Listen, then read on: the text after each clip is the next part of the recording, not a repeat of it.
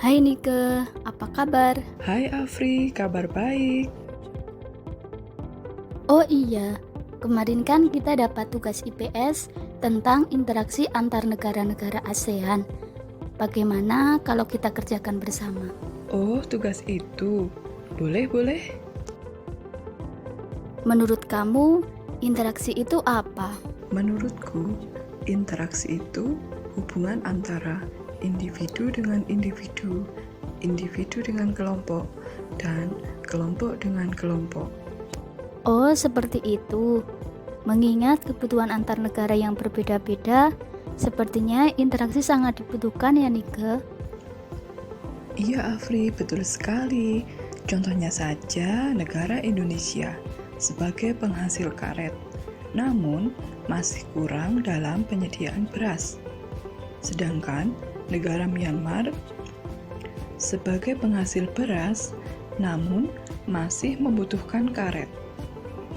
Perbedaan kebutuhan di antara dua negara tersebut sehingga keduanya saling melengkapi.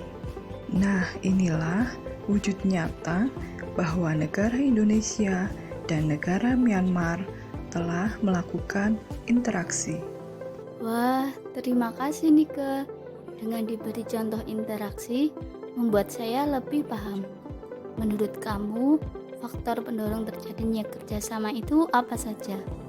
Oh iya Fri, dalam melakukan interaksi pun terdapat faktor pendorongnya loh.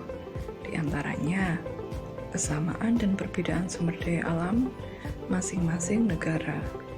Sebagian besar, negara ASEAN adalah negara agraris, sehingga mempunyai penghasilan di bidang pertanian dan perkebunan. Wah, rinci sekali Nike. Apakah masih ada faktor pendorong yang lain Nike? Ada faktor pendorong yang kedua ialah kesamaan dan perbedaan wilayah atau kondisi geografis.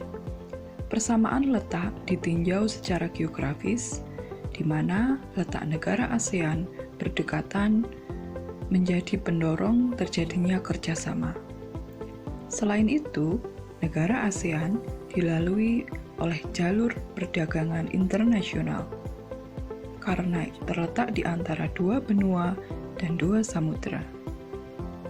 Perbedaan kondisi wilayah masing-masing negara mendorong kerjasama untuk menjaga stabilitas dan keamanan di kawasan Asia Tenggara. Wah, ternyata kerjasama antar negara itu mempunyai dampak positif ya Nike. Jika ada faktor pendorong, tentunya ada faktor penghambat ya Nike. Berdasarkan dari sumber buku yang saya baca, faktor penghambat kerjasama diantaranya perbedaan ideologi. Negara anggota ASEAN mempunyai ideologi yang berbeda-beda, sehingga jika terjadi ketidaksamaan persepsi, akan menciptakan ketidakharmonisan dalam kerjasama. Contohnya, protes masyarakat Thailand yang menuntut pengunduran Perdana Menteri dan perubahan sistem monarki, turut mempengaruhi situasi regional ASEAN. Yang kedua, kebijakan protektif.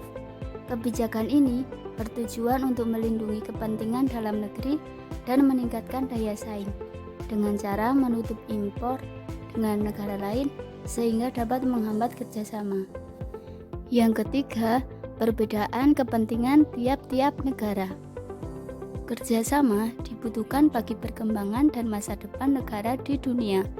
Namun adanya kepentingan antar negara yang berbeda ini yang menghambat kerjasama. Contohnya, Filipina pernah mengizinkan Amerika Serikat membuat pangkalan militer di negaranya. Keberadaan pangkalan militer ini tentunya mengusik juga negara-negara sekitar.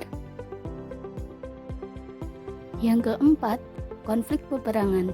Berdasarkan perbedaan ideologi, kepentingan, dan kebijakan protektif yang tidak dapat dikendalikan sehingga menyebabkan konflik dan peperangan. Contohnya, negara Thailand masih terjadi konflik pembatasan darat dengan Kamboja. Kemudian, Indonesia dan Malaysia masih memperebutkan Kepulauan Ambalat. Wah, ternyata banyak sekali faktor penghambat kerjasama ya, Af. Iya Nike, pada akhirnya interaksi antar negara sangat penting dan diperlukan karena akan memberi manfaat yang besar, baik di bidang sosial, politik, ekonomi, pendidikan, dan budaya. Betul sekali itu, Af. Bolehlah kita sambung diskusi kita tentang manfaat dalam bidang sosial, politik, ekonomi, pendidikan, dan budaya. Asik sekali ternyata dapat berdiskusi tentang kerjasama antar negara ASEAN. Terima kasih ya, Af. Iya Nike, sama-sama.